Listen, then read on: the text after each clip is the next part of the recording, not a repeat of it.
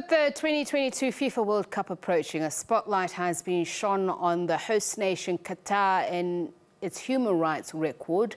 Of high concern is alleged discrimination and persecution of members of the LGBTQIA+ community. Qatar is ready to play host to soccer teams and spectators from around the world. But some, like Qatari doctor Nas Mohammed, feel their home country has no place for them. The owner of a primary care private medical practice in San Francisco, Mohammed is a gay man who only recently came out. He says the World Cup is forcing LGBT issues to be publicly discussed in Qatar for the first time, and that he must add his voice in an attempt to balance out the narrative. This year, as the conversation has been building up around the World Cup and different human rights issues, including LGBT rights, it became apparent that this is now the first time ever like LGBT issues in Qatar are being discussed. And they were disproportionately skewed towards PR and marketing for the World Cup. And that narrative, being the only narrative out, I thought was going to be very consequential on the LGBT community there that are not safe, that need to get out. So that was the biggest motive for me to come out. Homosexuality is illegal in Qatar, and some soccer stars have raised concerns about the rights of fans, especially LGBTQIA+ individuals and women traveling for the tournament. Rights groups say Qatari laws discriminate against these groups, with a report from Human Rights Watch accusing Qatari authorities of arbitrarily arresting and abusing LGBT Qataris as recently as last month.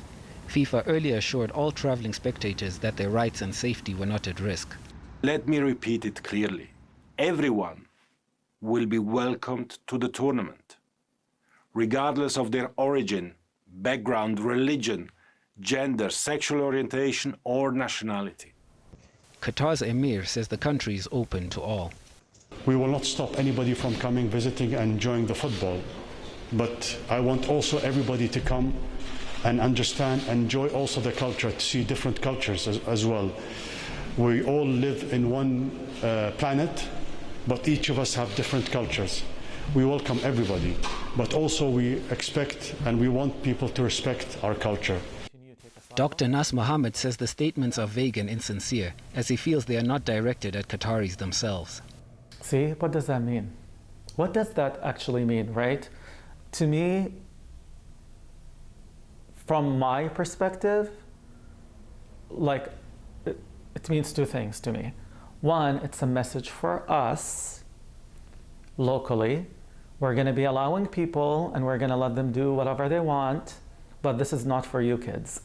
This is for the people visiting. So it's kind of like a message to say, stay in line.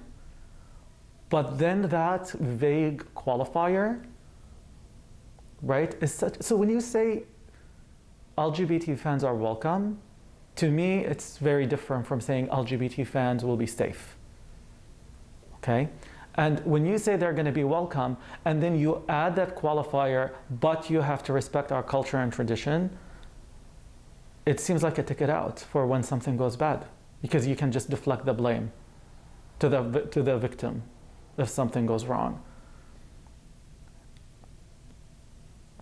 And I agree, there are many different cultures and traditions. Abuse and exploitation don't belong in any of them. And that's what the LGBT community in Qatar experience, and that is not something to be celebrated. Mohammed remains skeptical of how safe members of the LGBTQIA+ community will be in Qatar and recommends they prioritize their own safety. Along with speaking out, he has also launched a non-profit aimed at promoting LGBT issues, which he hopes will change things for the better for a community that feels simultaneously invisible but actively persecuted. I'm hoping there would be a long-term impact. I filed and opened a non-profit organization. It's called Al-Wan Foundation. I learned it's the first LGBT non-profit organization that is covering the Gulf region. There are none right now. So that's what I was saying. There is this massive void there that needs to be filled. And an organization like this can really do a lot of work It can help the people that are there continue to take asylum and continue providing support to them. Qatari authorities say the country has a track record of all that travel to it being safe, and that hate speech or discrimination against any group is not tolerated. With kickoff set for November 20th, others like Dr. Nas Mohammed hope discussions prompted by the event will be a meaningful step towards their goal of living freely.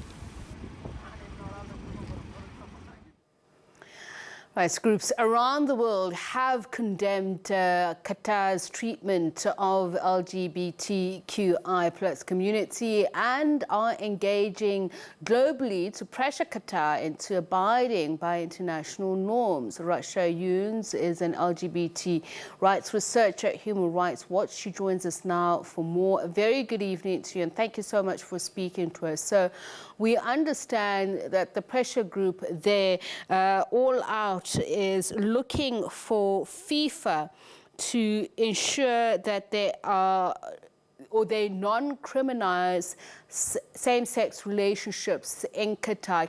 Does FIFA have that muscle to do that? So FIFA has largely failed the LGBT rights test in Qatar. FIFA does have the leverage to pressure the Qatari authorities to make reforms, whether it be on human rights in general, on LGBT rights, on migrant workers' rights, or on women's rights. But FIFA specifically has not called out the Qatari authorities in any way to reform their laws or use its leverage for the protection of LGBT people, even though FIFA itself enshrines protections in its own statutes that are the opposite of the Qatari authorities' criminalization of LGBT rights domestically. So FIFA is saying through its spokesperson that it obviously condemns discrimination of any kind, but that it's confident that the necessary measures will be in place for the LGBT community and fans and allies to enjoy the tournament. So that is something of a stopgap measure during the tournament itself. But I'm just wondering, can it affect more long-term sustainable change?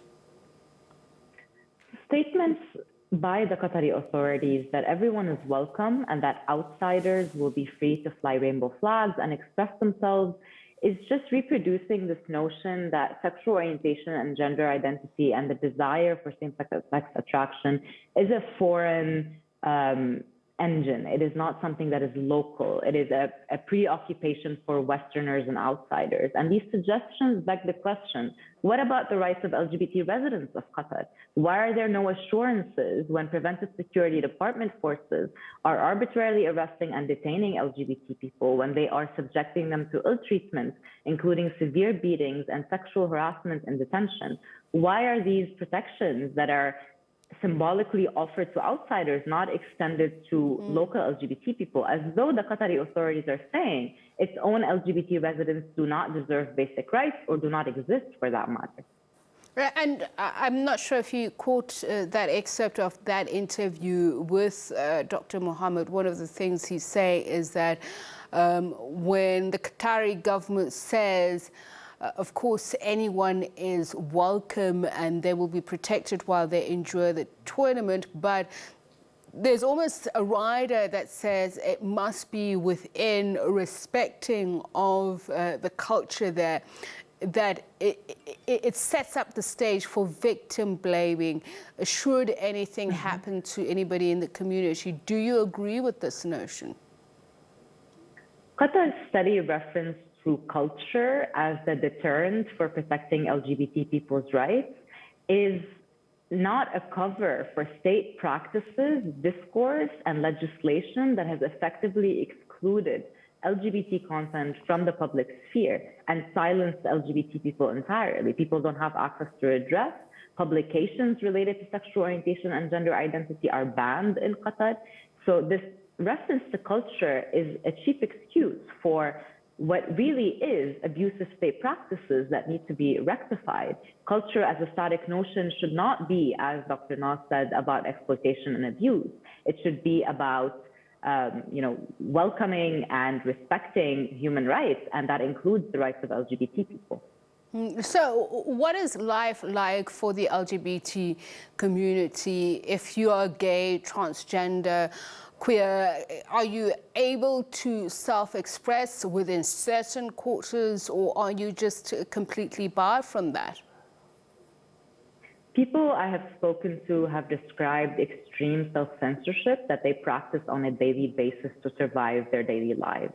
There are certain categories of people, such as, let's say, gay Qatari men who are well off and have access to economic power, who can lead private lives in tandem of having heterosexual marriages, and they can rent hotel rooms, they can, practice same-sex desire privately. However, this luxury is not extended to queer women who, in addition to facing criminalization, face guardianship laws that restrict their mobility to a great extent. They cannot rent hotel rooms without the permission of a male guardian. They cannot travel without the permission of a male guardian.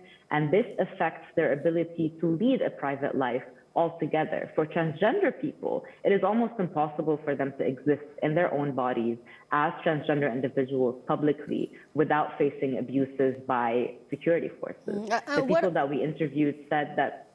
No, go ahead, complete your train of thought.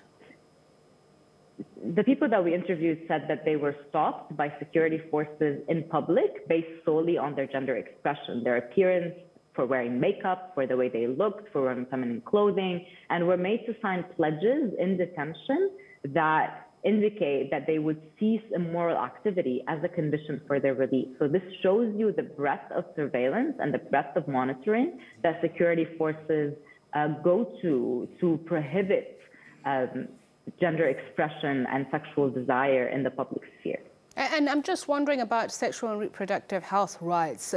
Does the state also spy on that? That is something that should be, private.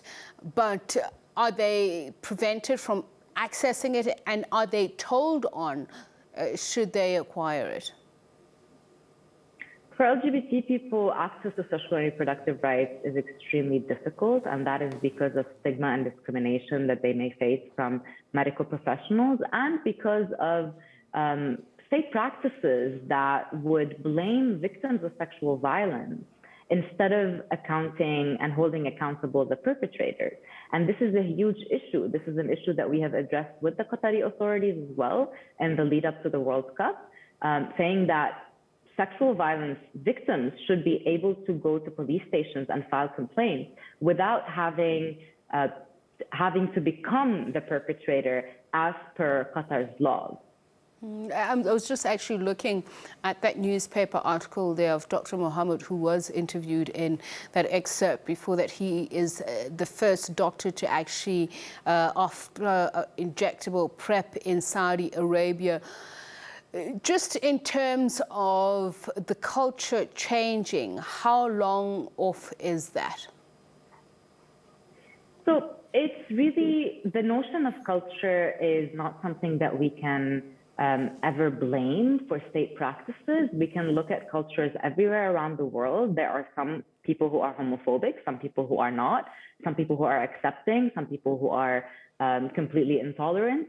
So the onus is always on the government to change this rhetoric, this public discourse, and that is starting from changing legislation and then through public education of the importance of comprehensive sexuality education, of the importance of accounting for LGBT people's rights in public discourse and the media. And this is how cultures change. It is really the responsibility of the government to educate people so that the culture can change. It is not something that can happen overnight. So I was actually, Rasha, referring to the culture of the oppressive state, but now that we're talking about that, how open or accepting are Qataris in accepting the LGBTQ community and freedom of expression?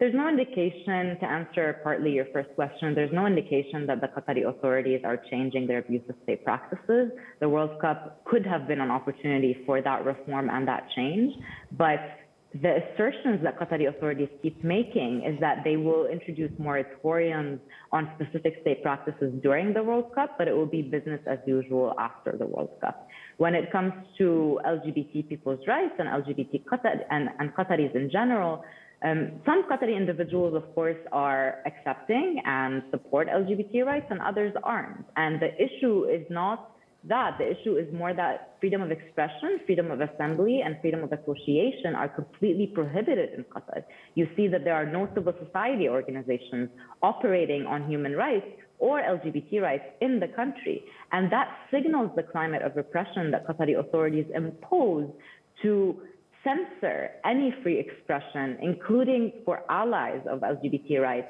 on sexual orientation and gender identity.